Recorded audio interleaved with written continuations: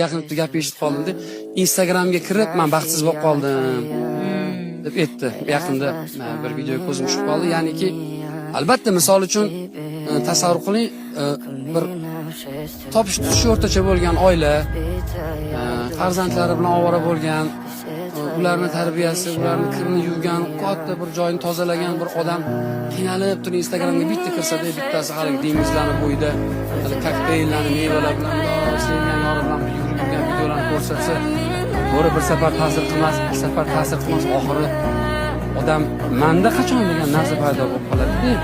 Men aytmoqchi emanki, mana shunaqa opa-singillarimizga, bizani yaqin jigarday vatandoshlarimizga ishonmanglar. Azizlar, bu yolg'on. Qolaverdi. O'shalarni men juda ko'pini taniyman, Lazi. Ular internetda baxtli. Sizlar ulardan baxtlisizlar. Shular sizdan-da baxtsiz. Chunki tugagan joyda bo'ldi, dard boshlanadi, muammo boshlanadi. Chunki men aytamanki, baxtli inson baxtini ko'rsatishi vaqti bo'lmaydi.